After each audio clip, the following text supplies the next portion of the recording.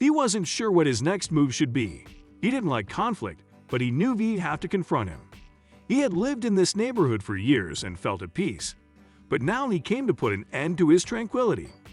He had thought it over for a while now. He knew his decision could have consequences for not just him, but for his neighborhood. What he decided to do would have all of his neighbors raising their eyebrows.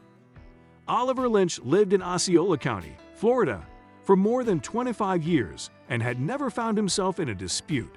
He lived a quiet life without any complaints and never saw himself in the situation he now found himself in. Osceola County isn't a big city with tourists and lots of traffic coming and going. It was mostly a place for people who'd hung up their profession and retired, just like Oliver, who was 79 years old. But even in the quietest town, there's bound to be a disruption eventually. Oliver owned a cabin in the country and decided to spend some time up there to relax. After enjoying nature, he came home to something unexpected. He felt a few years younger. He had taken the time to really distress and forget about the worries he had back home. But when he got to his driveway, he saw something that he hadn't seen before. His heart sank in his chest. Oliver's driveway was a path of concrete that gave him enough space to drive up to it before it kicked towards his house. But the once clear path in front of him now had an obstruction: cinder blocks.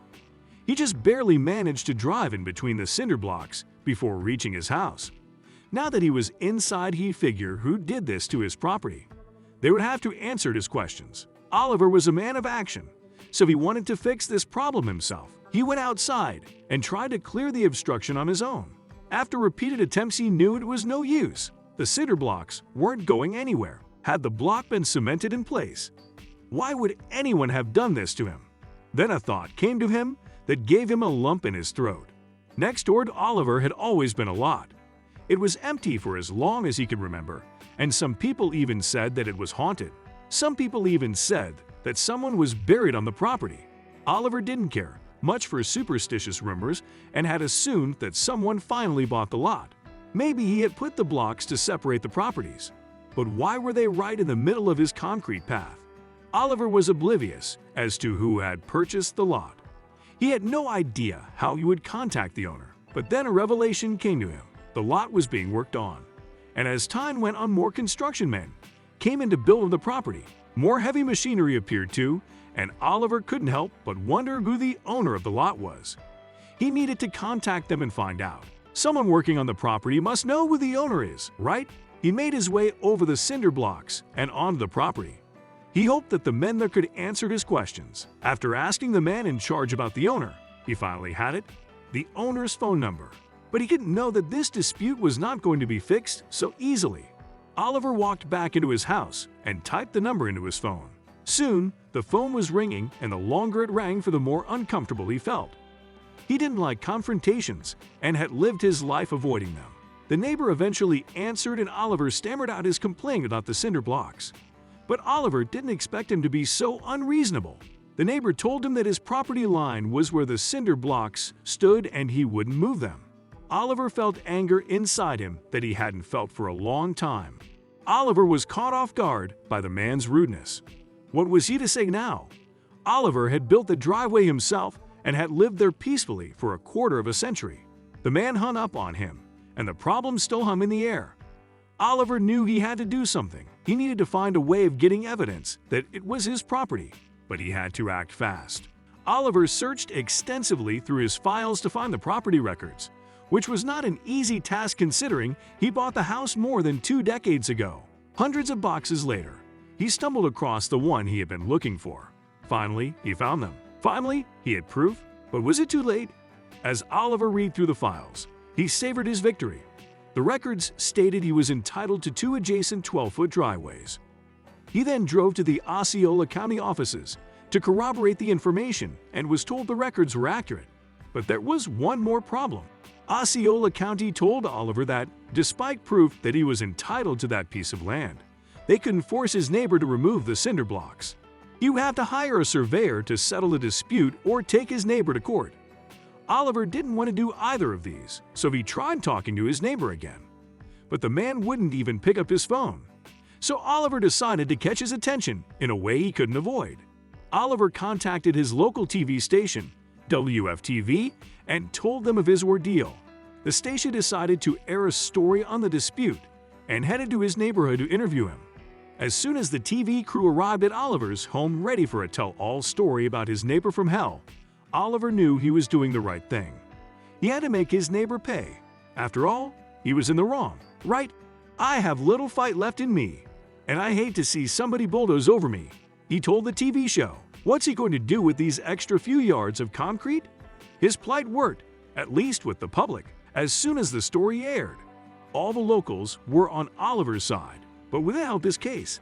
About a week after the story had aired on WFTV, Oliver was the talk of the town.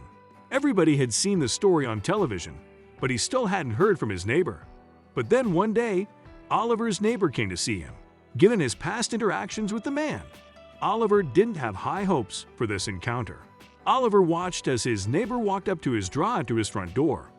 With each step his neighbor took, Oliver's breath quickened. He thought the neighbor had come to complain about Oliver airing their dirty laundry on TV, or perhaps even to threaten him. It didn't matter though, because Oliver was ready to fight back. To Oliver's surprise though, the man just wanted to simply talk.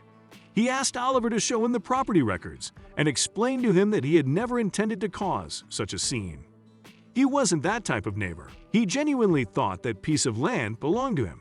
But that wasn't all. Though Oliver could have been spiteful given all that his neighbor had put him through, he was happy to have this civilized conversation. After all, they were neighbors, and Oliver didn't want to have any bad blood. He asked the man if he would remove the cinder blocks, and he agreed. But what made him change his mind? In one of Oliver's previous interactions with his neighbor, he had learned that the man was a minister. But that didn't jive with his behavior towards him and their dispute, and Oliver said as much to WFTV. "A God-fearing man, but I don't think that's very Christian-like." Perhaps, after much prayer, the man saw the light and realized he wasn't being fair to his neighbor. Whatever the reason, Oliver was relieved, but not all neighborhood disputes end so civilly. A community in Washington was up in arms after a neighbor built a house on his property and painted it pastel purple. They even started a petition against it, claiming the garish paint job would devalue their own homes. Nonetheless, the neighbor ignored them. But the man whose property was adjacent to the house decided to get revenge in an unusual way. The neighbor's home wasn't adjacent to the purple house, but his field was. So he got on his lawnmower and decided to craft a secret message to his neighbor that would only be visible by looking at the properties via satellite on Google Maps. And though his revenge was more subtle than what many others would like, perhaps that's the best way to resolve a conflict with a neighbor. Of course, you can always get the law involved. Disputes between neighbors are a part of everyday life. After all, we don't choose who we live next to, and it's unlikely that we'll get along with all our neighbors. Luckily, most states in the US have laws in the books to deal with the most common neighbor issues, from trees to fences to boundaries and more. If you are curious, look up your state statutes or court decisions online, or at your local government office.